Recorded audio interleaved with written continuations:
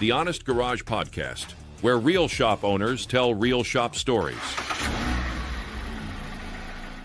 Today on the Honest Garage Podcast, we're talking with a shop owner who's still a technician at heart, but somehow found a way to turn that into a multi-location business in one of the toughest information environments independents have ever seen. Our guest is Rick Becker, owner of Monsoon Automotive in Tucson, Arizona.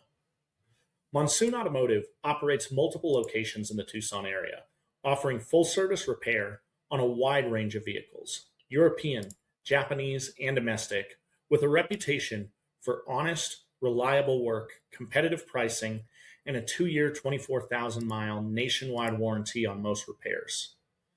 Rick's story starts the way a lot of real shop owner stories do, working on cars with his dad as a kid, charging classmates to fix their vehicles in high school, and then getting a life-changing call at 19 when his best friend's dad, a master tech at a Mercedes Benz dealership, offered him an apprenticeship. He quit his construction job on the spot and never looked back. Years later, a friend who owned an auto glass company put up the seed money that allowed Rick to open his first shop, a 1,500 square foot space with 2 racks attached to a car wash. He did it all, wrenching, service writing, parts, until the work outgrew the building. Since then, he's opened a second location, briefly operated a third that mainly serviced a used car lot fleet, and is now planning to tear down the original car wash and build a 9,000 square foot facility on the same site. Through all of that, Rick has kept the business technician centric. In his words, the techs are the ones who push the needle. He still identifies more as a technician than a business owner, and he's built his company around that reality, bringing on a general manager to handle more of the business side, shifting from purely hands-on training to written SOPs as they've grown, and fighting through the hardest part of scaling, finding people who actually share his core values. He's also vocal about one of the biggest headwinds facing independent shops right now: manufacturers and dealers hoarding information, from subscription tools, firewall diagnostics, to systems like AutoAuth that make it harder for independents to serve customers, and in his words, ultimately hurt the consumer and discourage people from entering the trade. In this episode, we're going to dig into how Rick went from a 1,500 square foot 2-rack shop to a growing multi-location operation, what it means to build a technician-first culture, and how he's navigating a world where OEMs aren't exactly playing fair, but customers still need somebody that they can trust. Rick, welcome to the Honest Garage Podcast. How you doing today, sir? I'm great. How are you doing? Doing great, man. Really appreciate you taking the time to join us on the show. Yes, sir. Wouldn't miss it. That's great. Hey, I'm going to start us off with a little bit of a softball question. I want to see, what's the vehicle that really got you started in this industry? What's the one that excites you, or your dream car? So if we're talking about my dream car, I would have to say a Saleen S7. Probably not a lot of people know what that car is, but when I was younger, it was just a dream car. It's just amazing looks. I've never been in one, never actually seen one in person, but just the look of it is just, it's amazing. It's an amazing car. Yeah, they're gorgeous. Actually, when I was in college, one of my projects for my marketing degree was to edit a Saleen commercial. And I thought like eye drops and like medical stuff. And then they showed me a car and I was like, I'm a car guy and I didn't know about this at all. But yeah, man, those things are awesome. Yeah, who knows how fast they are or how cool they really are in real life, but I just seeing them in pictures and videos, they just look amazing. Yeah, there you go. So I know sometimes that the opener can get a little bit long, and I want to give you an opportunity to tell people in your own words. Like, you talked about working on cars with your dad as a kid, charging people in high school, like getting a shot at 19 for the Mercedes Benz apprenticeship. Walk us through the journey a little bit, and how did you get from there to where you are now running Monsoon Automotive in 2 locations in Tucson? Yeah, I like most gearheads, right? I feel born with that passion. It started out with my dad when we were really young. Growing up, we didn't have a lot of money, so whatever broke on the car, he had to fix himself. And I remember being very young, sitting out in the dirt with the car on jack stands, doing brakes and oil pan gaskets and whatever we had to do to get the car running and keep the car running and stopping and safe. And That went on obviously all the way until I started my own shop. To be honest with you, I'd always be helping my dad fix his own cars. From there, I just knew how much I loved taking things apart and being able to put them back together and problem solving. That's the experience that really drew me in.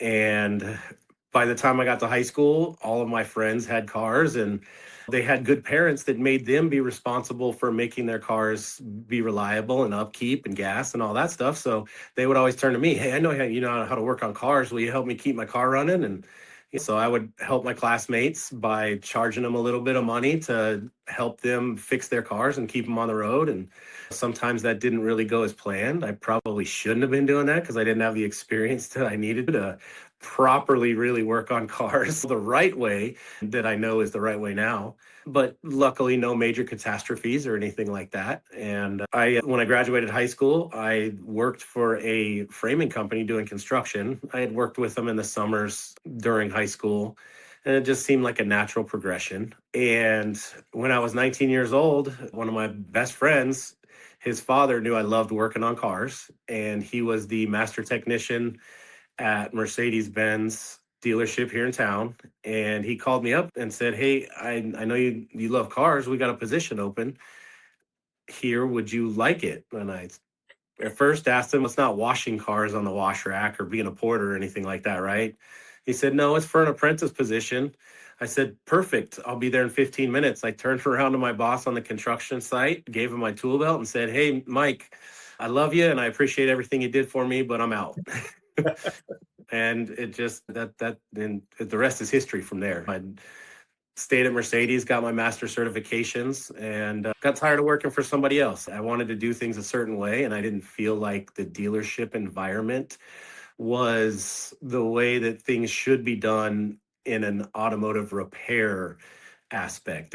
Obviously they take care of the sales department and things like that, but I think in the back of the house and the repair side, they take advantage of a lot of stuff, and I did not like that. And I wanted to do it my own way, and the only way to do that is to do it on your own. And luckily, a good friend of mine had a very successful business that he wanted to grow, and his idea was to get into automotive repair to be able to sell auto glass to people at the shop. And it seemed like a marriage destined for greatness, but once we started it, unfortunately, the partnership itself did not work out as well as everybody had seen. And within 6 months, I ended up buying him out of his portion of the business, and we haven't looked back since. Yeah. And from the entrepreneurial background, starting charging people all the way back in high school into getting into the apprenticeship, talk to me about some of those lessons that you learned early on. What I've learned is most business owners, we collect things in the back of our head about the way that we would do things when it's finally our turn. What are some of those things you implemented right away that really stood out to you and are still in place? Yeah, a couple of things. I learned really quickly getting into the independent side of things outside of the dealership that technicians do not really get the training that they need at an independent or at a dealership level. They teach you about that one particular car, but it's a lot of pattern failure and a lot of do this, don't do that kind of thing. Whereas in the real world, you get to see those cars with 150,000 miles and you actually have to test, and there's no such thing as pattern failure. So being able to understand the vehicle's functionality and totality is a big thing going from that dealership side to a more of an independent world. So we want to make sure that our technicians are trained properly. Even if they come in from a dealer, we want to send them to lots and lots of training so they understand the vehicle in totality. That's a big thing for us. The other thing we noticed, and I noticed in the dealership side of things, is that uh, upper management always is trying to push sales regardless of whether the car needs it or not. And that was the one big thing that I didn't really like was this service should be done because everybody else is doing it. The manufacturer we work for says you shouldn't be doing that. So why are we selling this to customers? The whole every car needs something. Something's broken on every car. That a car comes in for its first oil change, there's not something to sell. We're not worried about selling in our shop. We're more worried about taking care of the customer's concerns, the customer's needs. And I feel like at a dealership level, it was more worried about what can we sell as opposed to how can we take care of this customer. And we really want in our business, we really want to take care of our technicians.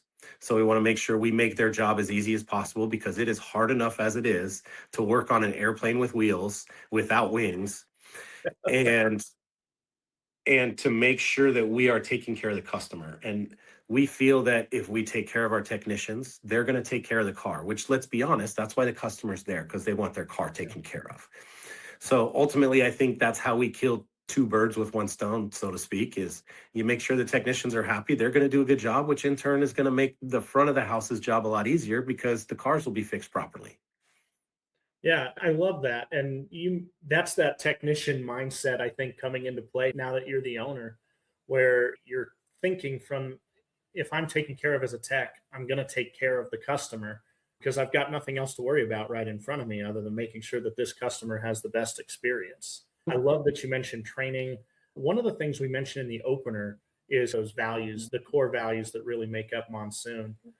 Talk to me about what those are, and then talk to me about the transition with bringing on a GM, because I know you've brought on a GM to handle more of the business operations side, what it was like finding that person. Yeah, really, our core principal values are we don't sell from fear. We advise, we don't sell. We advise a customer on the condition of their cars. We don't sell them anything. It's ultimately their decision. We just have to make sure they're advised to the best of our abilities, right? So they understand in totality.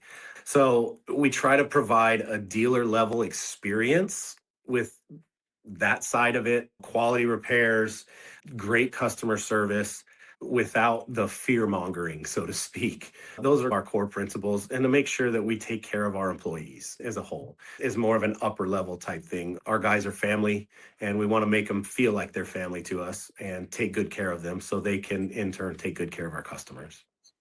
Yeah, I love that. And so with that transition, when you went from being like the guy or the like you had a partner early on, like you mentioned, to now bringing on a GM, what was that transition like? What was that hiring process like? And what advice do you have for somebody who's looking to bring somebody in at that kind of leadership level?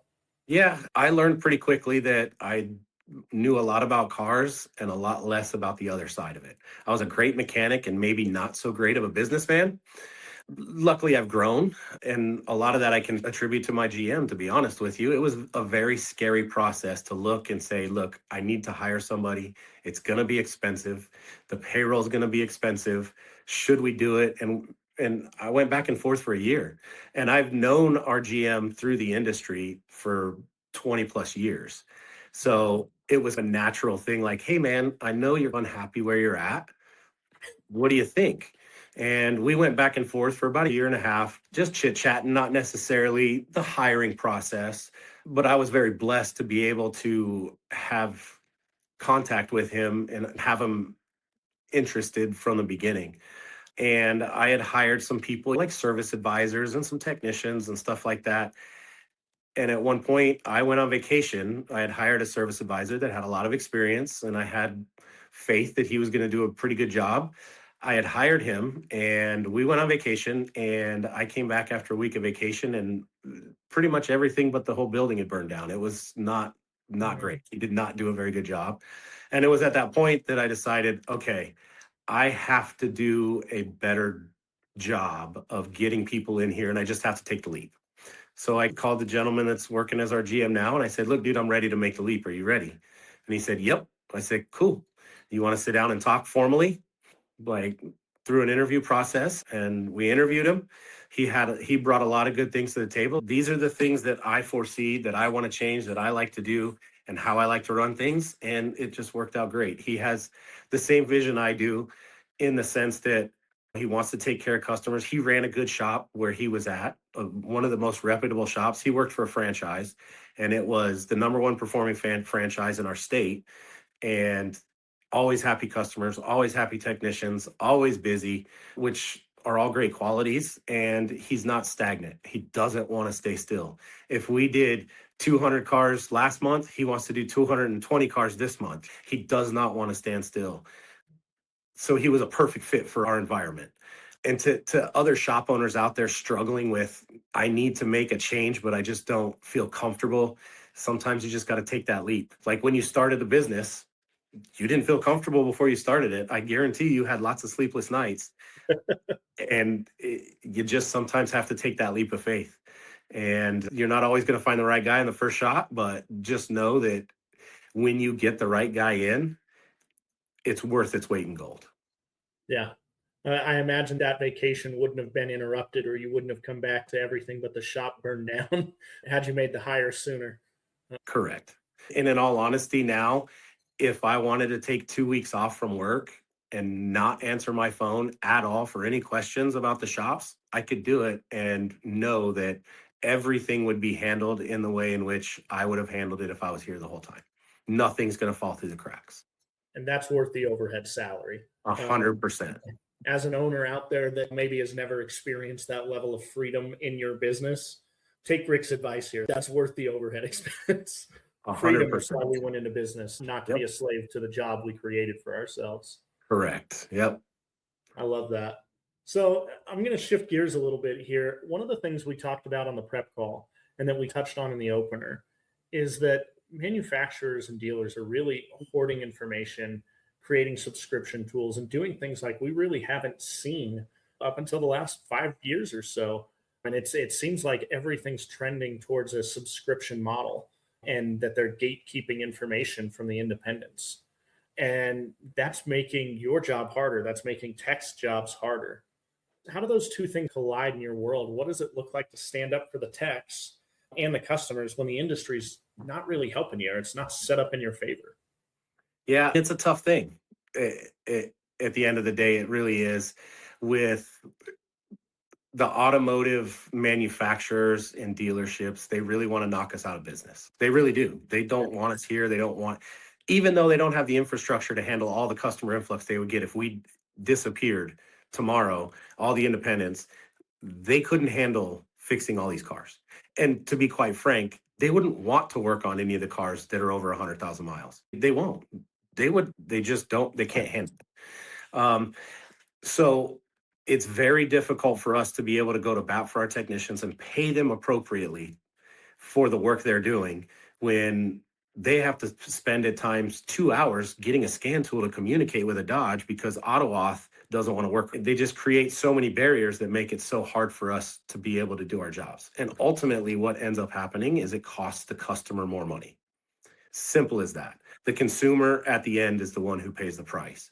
And we do what we can to not charge our customers an arm and a leg to do some simple things or something that should be pretty simple by discounting things to them to make it more affordable while still paying for our techs to be able to do the job properly.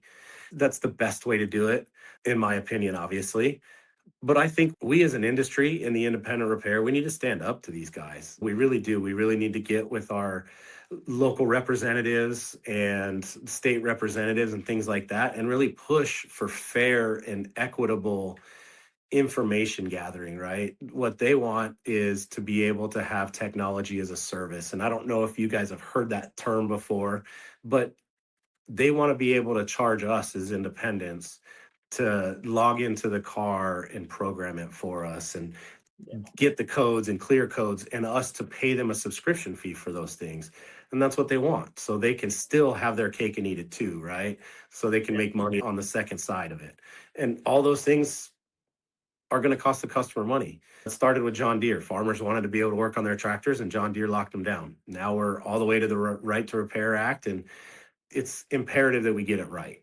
And all we can do is voice our concerns and get together. I know this industry for a long time has been very fractured, and this guy's ripping these people off, and this guy's first of all, there's enough work out there for all of us.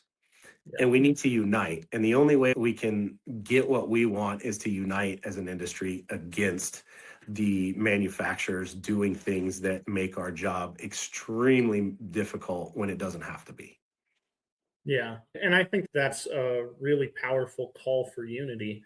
It doesn't have to be cutthroat in this industry. There are way more vehicles on the road than there are shops that can actually service them. And that's why you see some shops booked out 3, 4, 5 weeks. And ultimately, that just creates a bad experience for the customer. And it makes the entire economy come to a halt when they can't get their vehicles back on the road to go to work.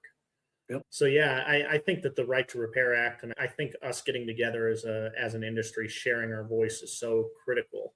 And that's a big part of what we want to do on the show is build that community with the Honest Garage podcast. And we really just want to say thanks mid episode here for you sharing your perspective on that. And again, taking the time to talk about it. Yeah, well, it's a very important topic in this industry. And I don't understand why, but it seems like a lot of people are scared to approach the subject. And we shouldn't be. We should be unified and we should stand up against something that, in all honesty, violates fair trade, really, at the end of the day. Yeah. And we just have to unify and stand up against it. It'll make all of our lives better in the Yeah. industry, at least. Which would be great. So, on a totally different note, I know that we had conversations about you're getting ready to knock down the old car wash, build a new Mhm. building, 9,000 square feet. That's exciting, man. Oh, yeah. You shifted from training everybody one on one to doing written SOPs. We already talked about the GM. When you look at Monsoon today, what's working best to keep things moving in the right direction for the team in the bays and customers coming in the door? I think the biggest thing is being personable with the customers and not being pushy or pressuring them. Like at the end of the day, our customers know that if they come to us, sometimes we might tell them what they don't want to hear, but at least they know we're honest. We're not Right. going to tell them that they need a Canuter valve. There's no such thing. They know that we're going to advise them in the best way possible. Sometimes that means your car's not worth fixing. Now, ultimately, it's your decision whether you want to sell that car or fix it. I'm not going to tell you how to spend your money. It's your money, your car, and it's your decision. But our job is to advise you as to the complete condition of the car. There's too many shops out there that a customer comes in with grinding brakes and the shop does a brake job, doesn't tell them, hey, you got a massive oil leak because you have a blown head gasket that's leaking oil externally, and that's going to be $7,000 repair. Are you sure you want us to do the brakes? They're going to just take the $800 or whatever for a brake job and go on about the way. And the customer 6 months later, now the car's no good and they just spent $800. Like, we're going to tell you the truth. Whether it's good truth, bad truth, it doesn't matter. The truth is the truth. And that's what we're going to tell you. And we're going to advise you on what's best for your vehicle and let you guys make decisions. And I think that sets us apart from a lot of our quote unquote competitors, at least here in our area. And the other thing is we value our customers and we want to make sure that they're taken care of. And we make sure that they understand that we are here for them and we are going to treat them as such. Yeah, I think that's a really important distinction that without the customers, there's no business. There's no need to be in business. So if you're not there to serve the customer's actual needs, we have to take it a step further than profit. And I think that's something that I really like about what you're saying. You touched on something for me that we ask everybody on the show, which is when you hear that phrase, honest mechanic, honest garage, honest shop, what does that mean for you? How does that show up in the way that you're doing business? And what should a customer expect? Honest is you're going to have the conversation with the customer, whether it's an easy conversation or not. That's one. Sometimes we make mistakes. Everybody does. We're human. I wish we were perfect. That'd be way better, but it's not realistic. When we make mistakes, we're going to own up to it. We're going to take care of it and we're going to move on. And that's honesty. And treating that customer, man, woman, child, doesn't matter, the same, and treating them like if it was your grandmother bringing her car to you, how would you recommend to her? What would you advise to her? If you wouldn't sell it to your grandma or your mom, don't sell it to the customer. Simple as that. I love that. I think that if more techs thought along those lines, we wouldn't have the reputation that we've earned over the last 40 years in the industry. I think that's really powerful. One last thing I want to ask you before we wrap up is you've been in the industry for a while, you've owned a couple of locations. What advice would you have to somebody who's looking to make that leap from one location to multi location as you're looking to make that change? Because I know there are a lot of listeners on our show that are in that spot now? Yeah. The first thing is to make sure that you have your single location ironed out. The way you train, whether you do SOPs or not, whether you have a shop foreman or not, or a general manager, all those things, make sure you have your processes ironed out. Because if you're having problems at a single location and you add another location or multiple more locations, all you do is amplify those problems. So when you're trying to go from one location to two or three or four, make sure you have those things ironed out beforehand. Because if you don't, it makes it so much harder when you get to the next level. Yeah, I think that makes perfect sense. Amplifying it, I Yeah. think, is a good way to put it. Yep. And don't ask me how I know. I think that that's exactly why we asked you the question. Anybody who's gone through the personal experience of one shop to two or two to three, there's always new things to learn. So I appreciate you sharing the insight. I mentioned community was a really big focus of the show. We always try to see if you're willing to share any contact information or what the best way is for people to follow up with you, whether that's website or whatever, because we have a limited amount of time on the show, but people want to dig into more, whether it's the multi-shop side, the SOP side, any of the great stuff we covered today. What's the best way for them to get in contact with you? Yeah, the best way is my email. It's rick@monsoonauto.com. Great. You could call the store, but my team does a really good job of screening my phone calls so that the chances of you actually getting to me are very slim. So email would be the best way to reach out. Yeah. It's shout out to the guys at the service counter for personal experience. They do an excellent job of making sure that Rick's time is protected. You got to get yourself some service riders that take care of you, like Rick's team takes care of him. But I will say, like, for email, Rick has been great about getting back. He's been awesome with sharing his knowledge and his information. And if you're out there listening and you got like really something that he said stood out on today's episode, don't hesitate to reach out. He's been more than gracious in terms of sharing his knowledge and his perspective. So I want to say thank you just one more time before we wrap up for taking the time, sharing that knowledge and having multiple conversations with us on the Honest Garage podcast. And I really appreciate you taking the time. Of course, I appreciate you having me on, and I'm everything's an open book. A rising tide raises all ships, right? That's the what I believe in this industry. The better we all do, the better overall the industry will be. And if you have any questions or concerns, don't hesitate to reach out, and I will help in any way I possibly can. I love that, man. I appreciate that a lot. And I'm sure our listeners do too. And if you're out there and you're listening or you're watching on YouTube and you got value from today's conversation, obviously reach out to Rick, but share this with another shop owner if you think that they're going to get value out of it. As Rick said, a rising tide lifts all ships. Leave us a review. It helps other people find the show. Subscribe to the show so you don't miss future episodes. All great ways to help us continue to reach more shop owners and tell more stories like Rick's. For more resources and real world marketing help, you can always reach out to us at Honest Mechanic Marketing. We'd be really happy to have that conversation. But really, for everybody out there, thank you for listening. And as always, keep it honest in the garage, everybody.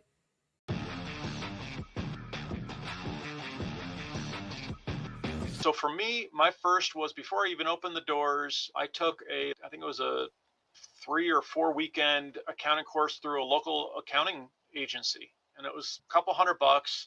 You take a course, you're dealing with a bunch of different other business owners, and it's very introductory, but he talked about the idea of partnerships. I think this is probably industry wide, whether you're a specialist or not. Take the time to understand your customers' needs, right? Learn how they want to use the vehicle, what their expectations are, because you can't recommend services based off of your preconceptions. Yeah, we get the safety side of things. We need to let them know that the hub bearing's falling off and this is a safety issue.